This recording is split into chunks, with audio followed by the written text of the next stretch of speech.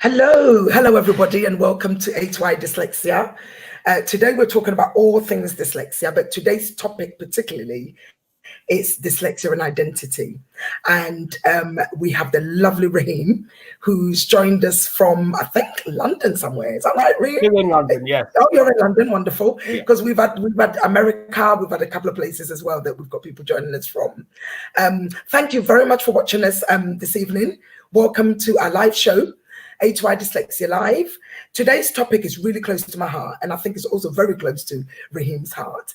And we're talking about dyslexia and identity. Now, what a better time to actually talk about this topic than now? Identity, very important, something that it's really, really close to my heart, like I said before. So welcome everybody, no matter where you're watching, whether it's the UK, whether it's Canada, whether it's Australia, wherever you are. We want to say we want to give you a wonderful welcome. And thank you for joining us this evening.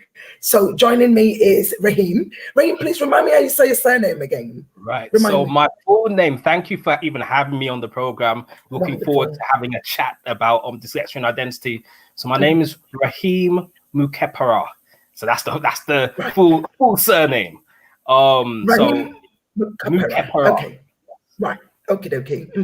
Lovely. Thank you so much for that. So Raheem, tell me a little bit about yourself and dyslexia. I mean, I know that God, it's been some kind of a journey, hasn't it, for you? It's been a real struggle.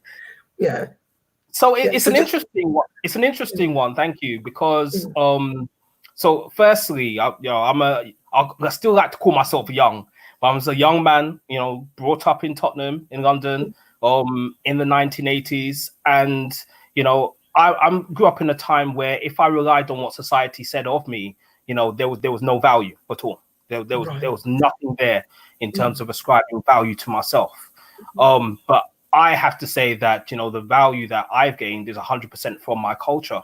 And in terms of, dealing with dyslexia and also dealing with my identity within that, it's 100% based upon the foundations that I also got from home, but my wider, African and Caribbean perspective. So, I'm a latecomer to dyslexia, actually, which is interesting.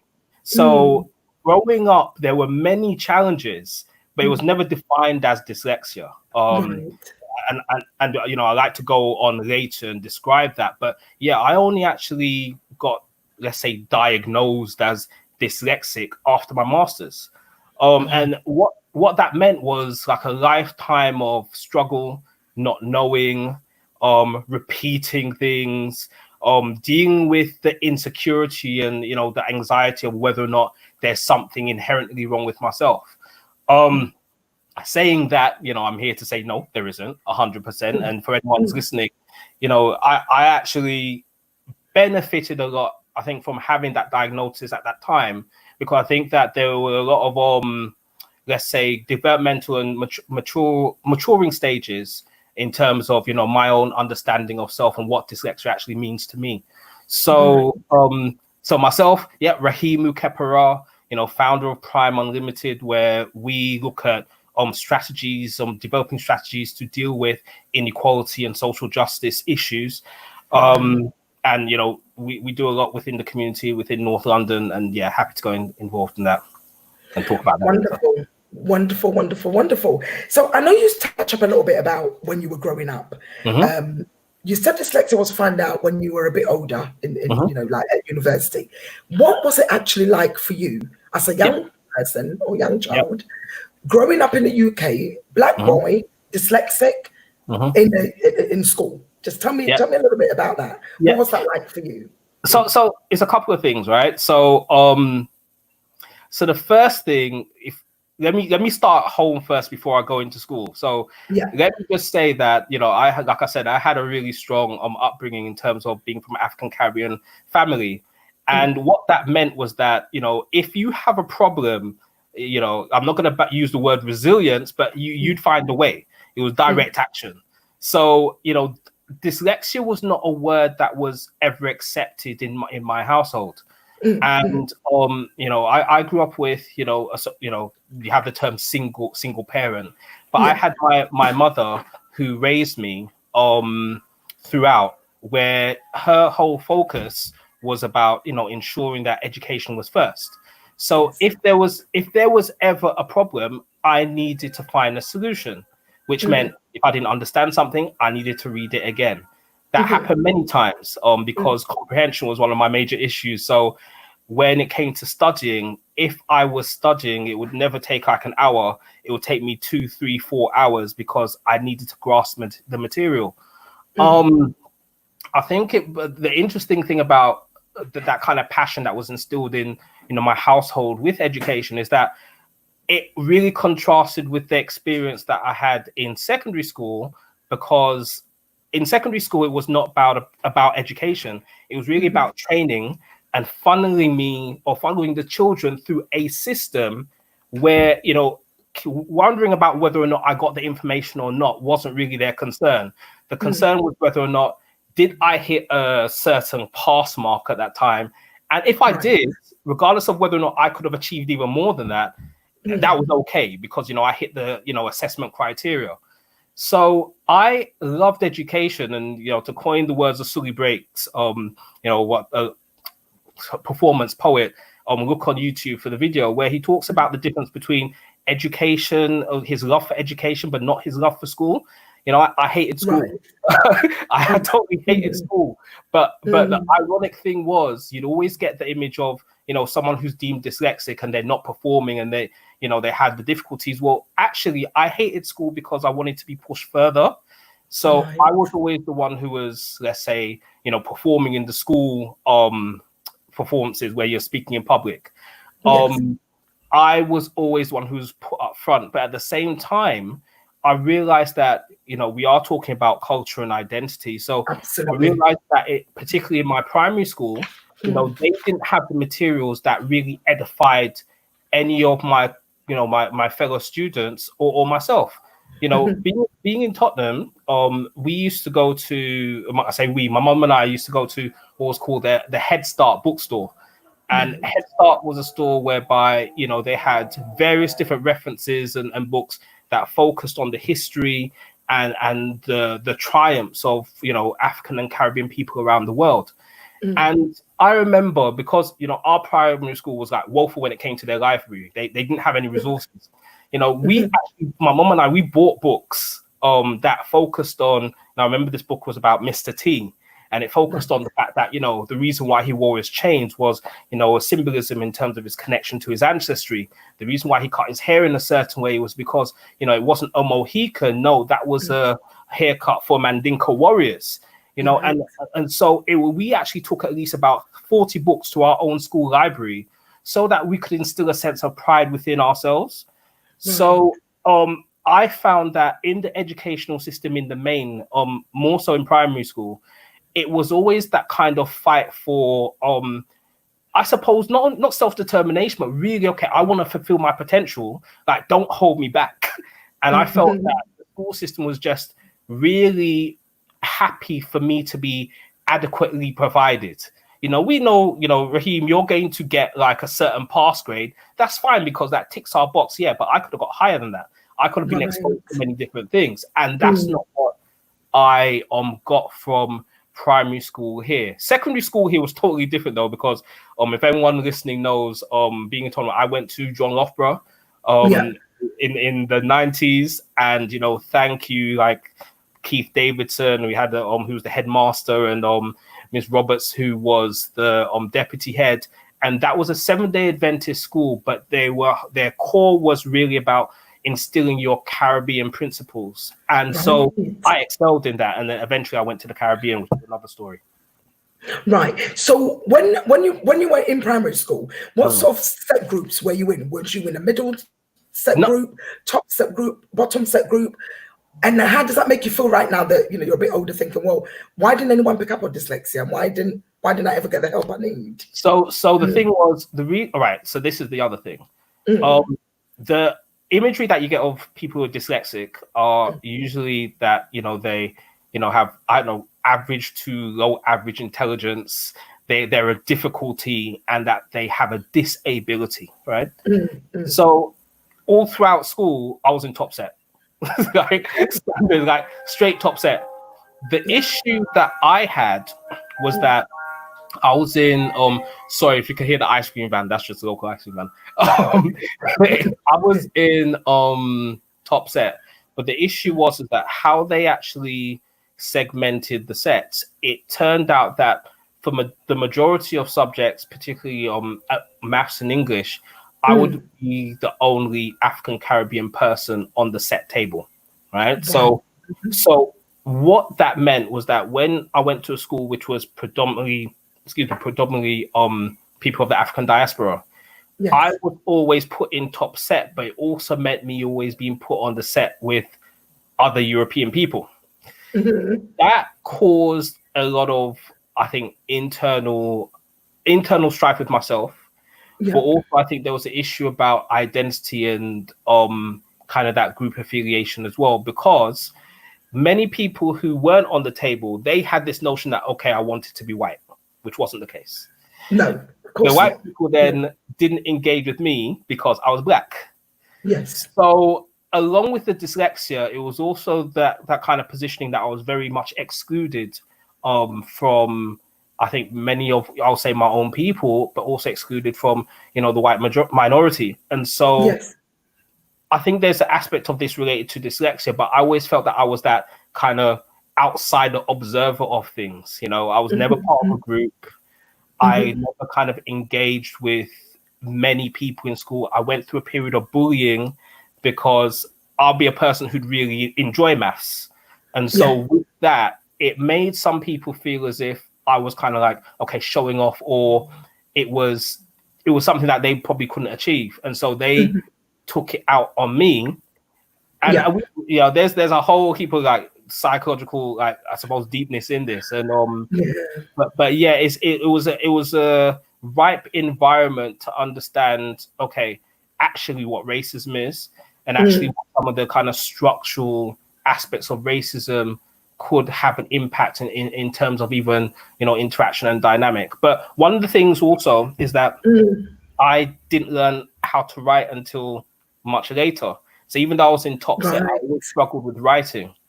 And most people wouldn't know. They'll say, okay, great, you achieved so much. But my summertime was spent going through calligraphy, like learning how to write zeros. I still can't do an O.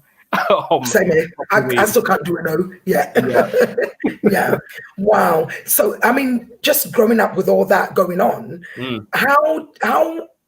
how was it for you when you went home? I mean, after school, when you went to your parents and when you finished, when you went home, did you ever sit down and speak to your parents about something that could be wrong? By this time, you didn't know you had dyslexia. Yeah. So was there any time where you sat down and spoke to your mum and said, look, mum, I think I need help with this and that and that? And what would mum would have said at that time? Yeah. What would she have said to you? Well, the thing is, like, mum was the one who was the main teacher at home, right? So mum was the one who has made sure that I did those writing practices and stuff. But even in, I think, her own understanding of what dyslexia meant, she would never, ever, like, put me on a dyslexia test. When I actually did get my diagnosis, and this is like in my late 20s, I actually went to my mom and said, I'm dyslexic. And I was quite happy with that, because then I understood why I had, certain characteristics, and, I could see solutions to, okay, certain problems that I was having. Yeah. And her response was, okay, well, why would you say that? Why would you want to stigmatize yourself? Why would you want to cast yourself in a negative light? And so that kind of really, I can understand from her perspective of what dyslexia meant to her. And I suppose that's really what informed her assistance with me in terms of, okay, making sure that I just did more work, making sure that if I needed help, I had supplementary educational classes. But there was never that admittance, because I think deep down, and I think for many Caribbean and African parents, the whole notion of dyslexia is a kind of really shameful, embarrassing, almost mark on your child. Like something is wrong with your child. And it's so far from the case. Absolutely. I think our parents did their best with the knowledge that they had. And, there's no blame, it's just understanding. Absolutely, absolutely. Which is, it's just so amazing to have you on the show, because I think what's so fantastic is having a black male on the show today talking about dyslexia confidently and not feeling like I don't really want to hide this anymore, because it is what it is, you know. And I think for you, what was even more striking for me was that you've got dyspraxia and Erling syndrome, which is visual stress. Tell me a little bit about that. When you find out, fast forward, when you were assessed with dyslexia and you find out that it wasn't just that, but there was other things going on. Yeah.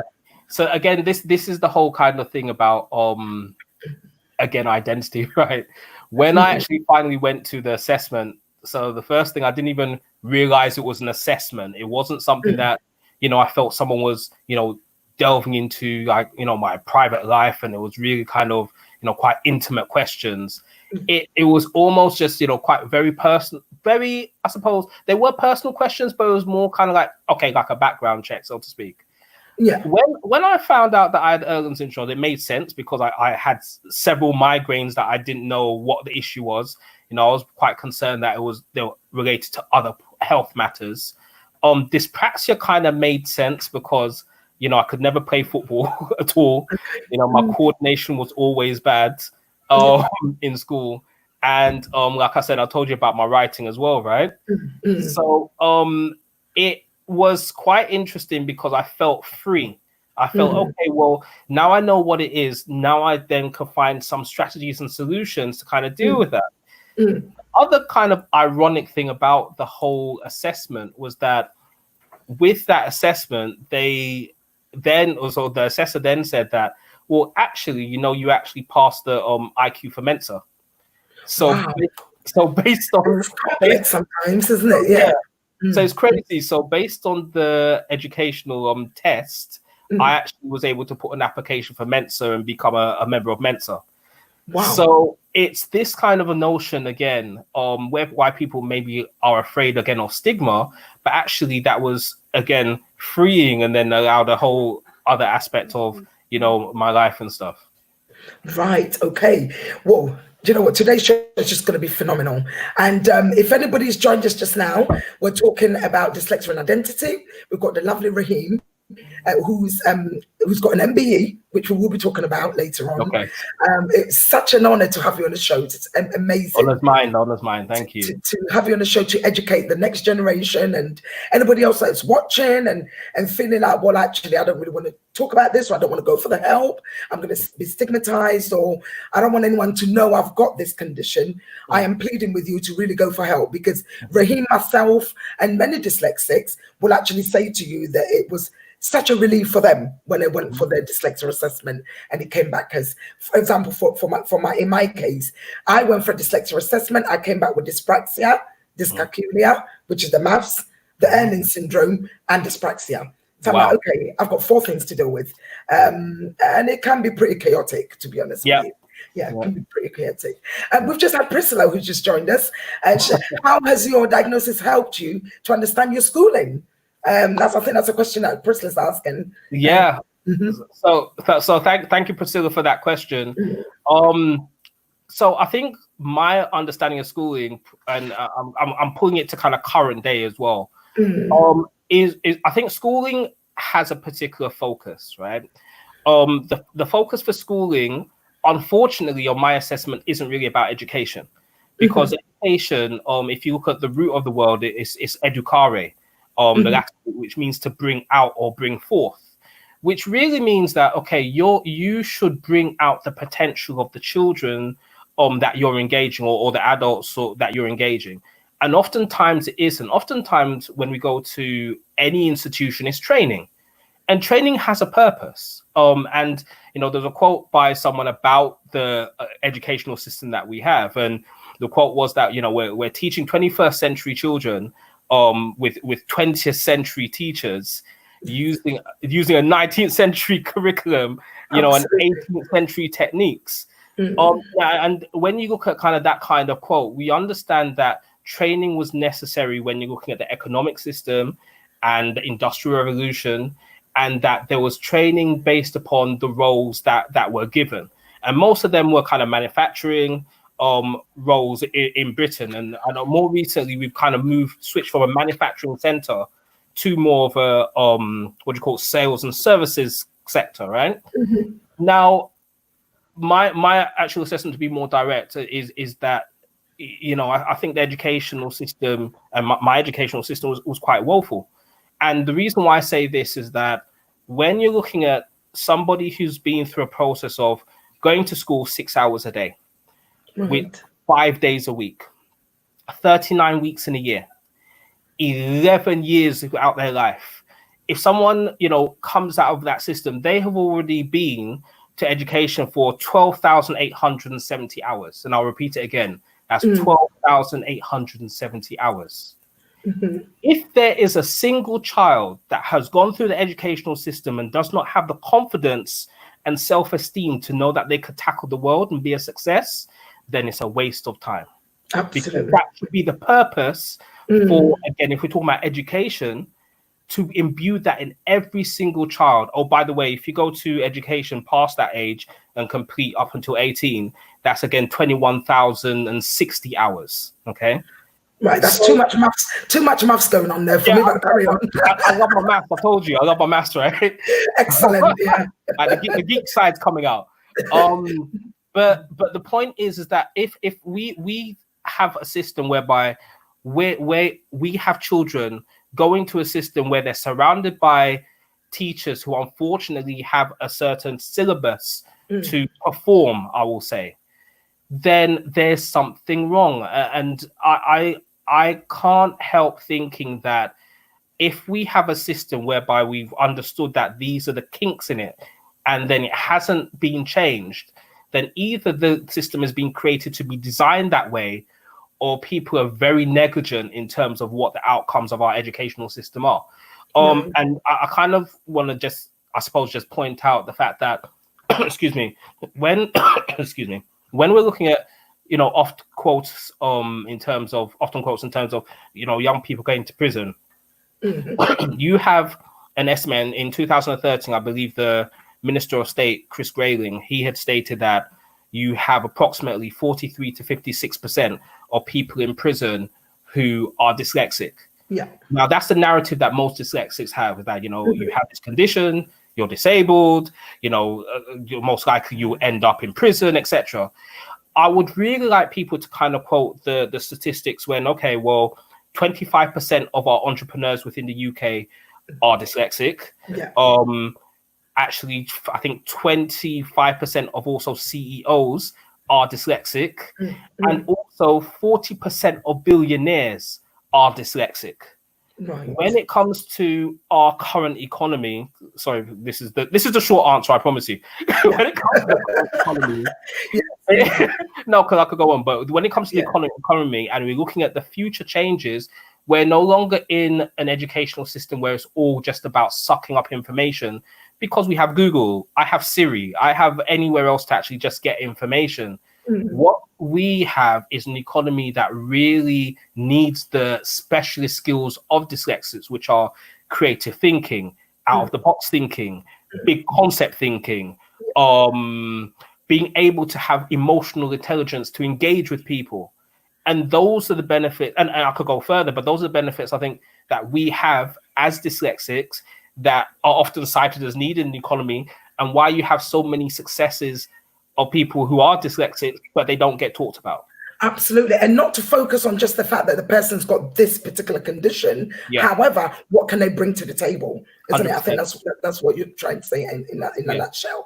So, of course, Marcia, who's come online, and she's actually written a little message. She said, I love school and education too, but didn't feel school noticed me. Always had to just stay focused and work hard as I can, maybe. What she meant right there. And yes, Marcia, I totally agree with you. I mean, my dyslexia wasn't picked up at all.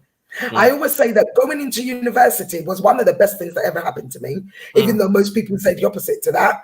But for me, it was where dyslexia was picked up. And I thought, what? Why did it had to take me 34 years of my life to finally be diagnosed with this and try to catch up with my career? So everything for me has been sort of worked backwards. It's taken me years to get to, the point where I'm at now. And I'm sure many dyslexics that are watching this program will probably say the same. I think sometimes it really kind of gets me a little bit upset that most people of our generation only find out about dyslexia in uni. If they didn't go uni, they must be out there still struggling. I think Max has also said, have you ever suffered from self-doubt? Yeah. It's a question Max is asking. Yeah. So Marcy, thanks for the question. And 100% yes. And 100% I still suffer from self-doubt. And I actually, you won't believe it, but I actually do suffer from social anxiety as well. And, in all the positives that I've said about, how I feel about dyslexia as well, my experience of not being diagnosed as a dyslexic, but still dealing with the challenges of dyslexia, did have some kind of major impacts in terms of like my mental health. Because again, coming from, I think, a society that has such a negative judgment, and then also not being able to really have a conversation, I think, at home or amongst my peers where I felt there was real understanding, I tended to bury a lot of things in terms of, how I felt I could achieve, self-doubt, whether or not people were actually judging me, my self-esteem took a major hit. And, to be honest, there was a period of time where, whilst I was working at a time, I was like off sick like for 3 months, just due to depression and social anxiety. Because I think this is why, I was really wanted to come onto the conversation as well, because I think dyslexia and I think opinions of dyslexia are so much tied in with aspects of that mental health. And so it's important to get support, whether from your peers or anyone else, to really, shore up like your own self. At the time, I think when, excuse me, I was going through my own journey, I didn't really have that. And I went to the kind of typical, we talk about the kind of, patriarchal ways of dealing with things. No, I don't need to express myself. I don't feel bad. I'll just carry on, right? And there's a limit to that. So, so. But that actually leads me on to ask you another question, actually. So being black, you are black, yes, black, male, and having dyslexia. Now, how must that have been for you, or even as we talk now?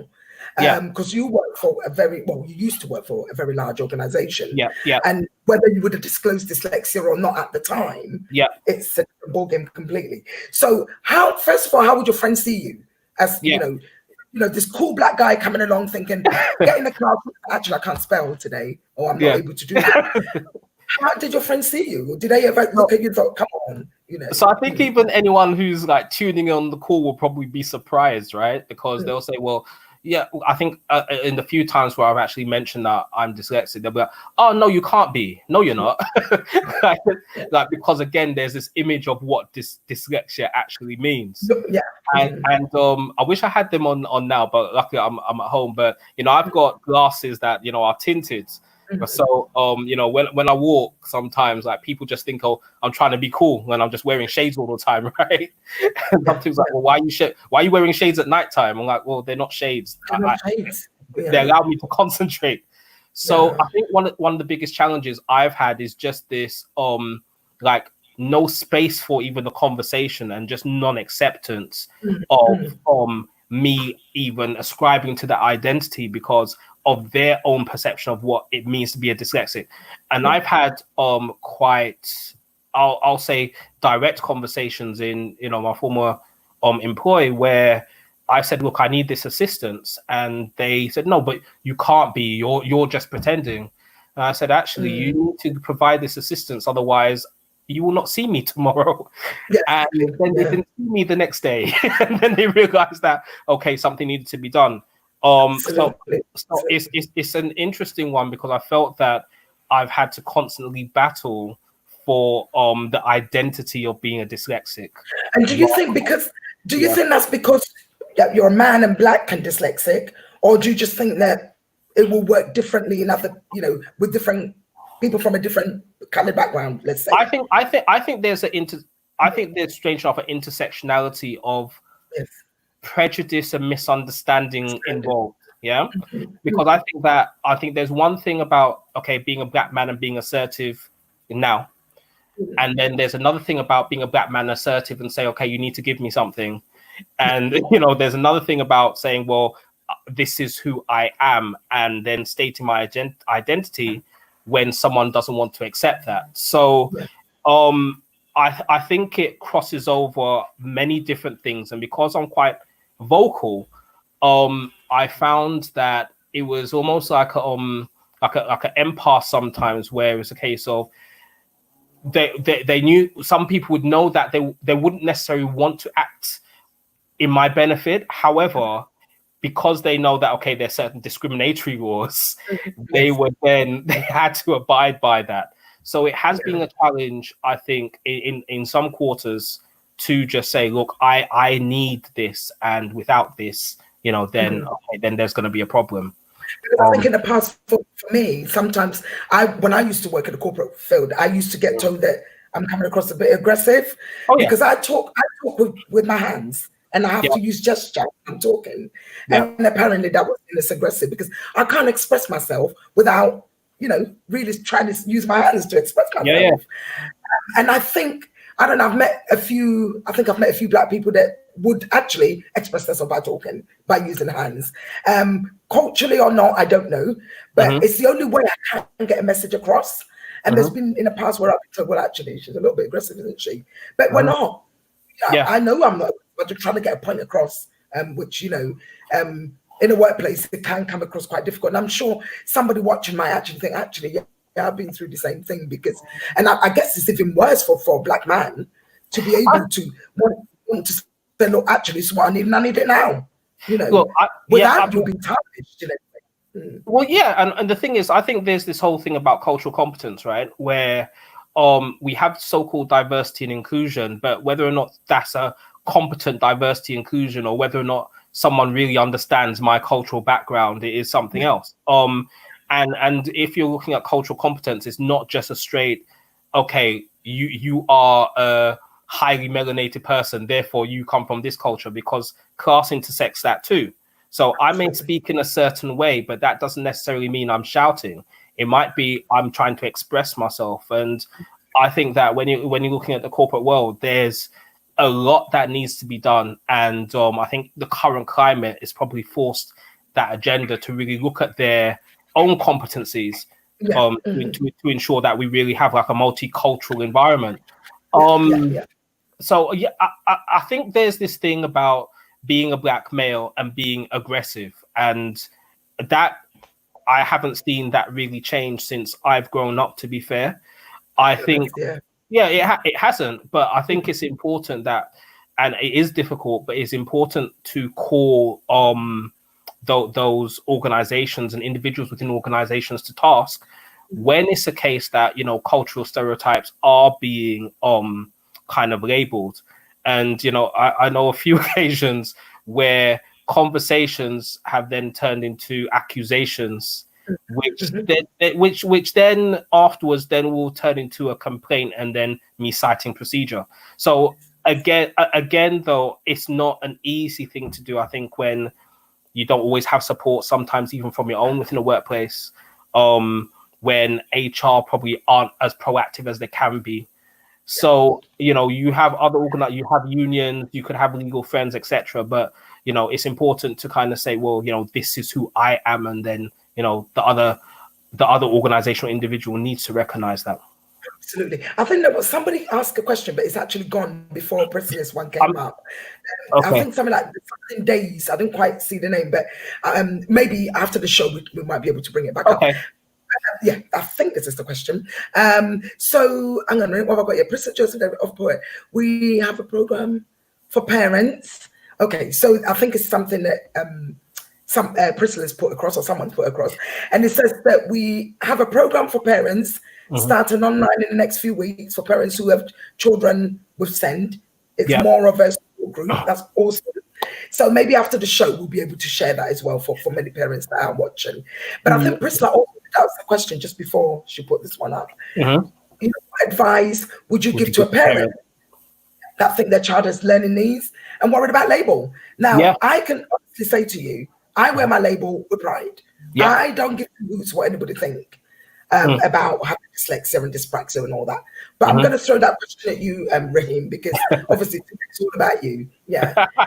So it's not all about me. It's not. I am here participating, but absolutely. But what I'll say is this: I think that if you're talking about negative labels, the first negative label we need to eradicate is the one at home. You know, being and those kind of aspects of having a disability. Well, you know, I don't even see that. I see that my mind thinks differently. You know, I have a beautiful mind. I have a different way of seeing things, and it's so much of the language that we use with our children, to ensure that they are built with self-esteem. Because regardless of anything, before maths, before English, you know, one of the things I think that as parents and as guardians and elders in the community, we need to ensure that our children are buttressed with self-esteem to go out in this world where we often know that their self-esteem may be attacked by some individual or other. So the first thing I think is that how do we actually speak to our children about, you know, their own beautiful mind? And oftentimes it's also trying to find the different ways that our children learn. You know, it might not be that typical scholastic, okay, read a book and do maths and, you know, sit in an aisle. Many of our, you know, children who are identified as dyslexic, dyspraxic on the spectrum have so many creative ways, whether it's by music or dance or, you know, building things. So as parents, I think we also need to be quite understanding of and really get to understand our own children and their own special power, and help to bring that forth as custodians for them. When it comes to engaging with the school, it's a case of, you know, speaking to that department, ensuring that, you know, the educational health and care plan is being done, because schools get budgets for that. And not only ensuring that the plan's done, ensuring that the adequate support is being provided for our children. Because often, too many times I've seen many of our youth have had a plan done. It's either hasn't been reviewed, it's incomplete, the support hasn't been in place, and, you know, by the time they've left school, there's no plan or support for that child to again expand and excel in their future. So I think constant engagement with the school is something that as parents we need to kind of develop as well. Wonderful. Thank you so much for that, Raheem. I mean, there were a few more questions, but I think you've kind of answered some of them where it kind of overlapped with the others. So I won't go back to each one of them. Sure. But there is one question I want to ask you before we actually finish the show. And I think we've probably got about, my maths is really terrible. Don't know how long we've got, but I know we've got less than 10 minutes. Okay. Or so to go. What is the promise of dyslexia?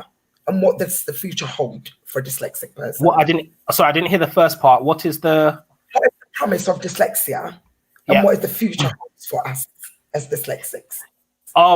Yes, I say this confidently, right?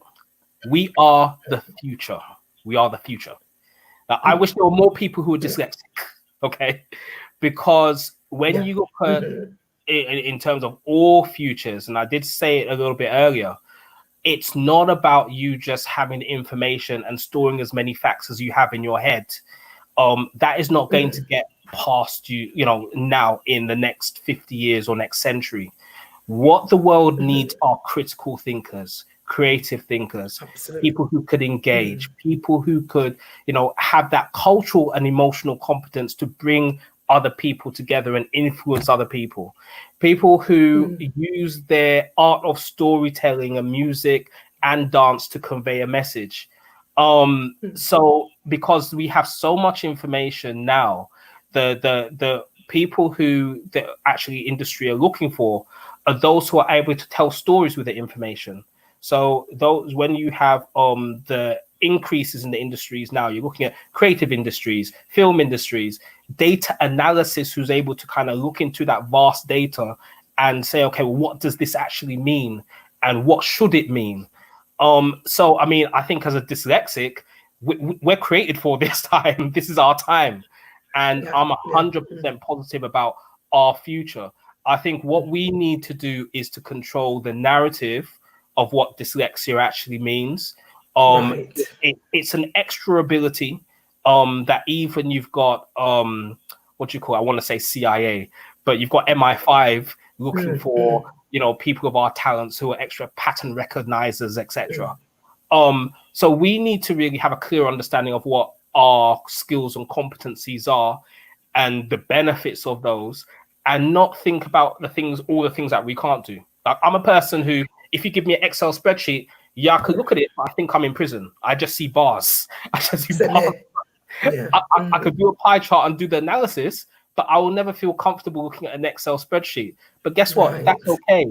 That's fine. Now, if you ask me to do some project planning, I don't generally do project planning by writing on a piece of paper. No, I have a chemistry model, and I actually use a chemistry set to build blocks and 3D models so that I can feel it and touch it. Because for me, I need to have that interaction with what I'm, designing, not something on 2D. So I think we embrace our own unique talents and just be bold and go forth. Wonderful. Do you know what? Prisla's dropped another message, but I'll go back and share this message with our viewers. But I've got to ask you this question. What message you have for any young Black boy or man who's watching the program right now, who may think they've got dyslexia or have got the diagnosis as dyslexia and thinking, what next? What message have you got for that individual person? Yeah. And then you can tell me a little bit about your MBE before we go. I have a few minutes.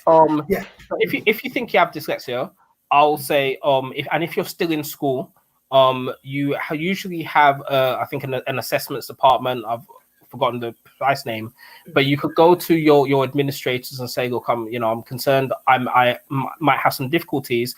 I would like support in taking a test. Now, you could do that from university to college to school, because there's funding for that. Do you think that's something that a young person will do? You think a young person at the age of 16 would be able to? If a young person does, I would say you'd have to go to your parents, to be honest. It depends on the age.